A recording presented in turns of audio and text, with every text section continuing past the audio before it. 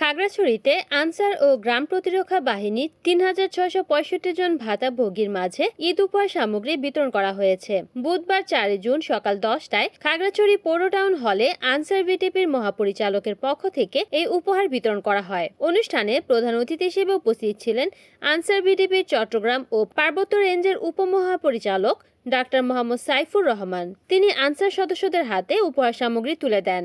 অনুষ্ঠানে সভাপতিত্ব করেন খাগড়াছড়ি জেলা কমান্ড্যান্ট মোহাম্মদ আরিফুর রহমান। বিশেষ অতিথি হিসেবে উপস্থিত ছিলেন কুমিল্লা টিলা আনসার ব্যাটালিয়নের পরিচালক মোহাম্মদ আম্মার হোসেন এবং উপজেলা আনসার ও ভিডিপি কর্মকর্তা রোকেয়া পারভিন।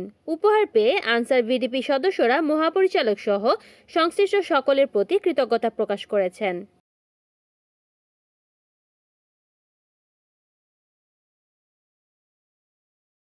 রিপোর্ট করেছেন খাগড়াছড়ির প্রতিনিধি বিপ্লব তালুকদার, NN টিভি।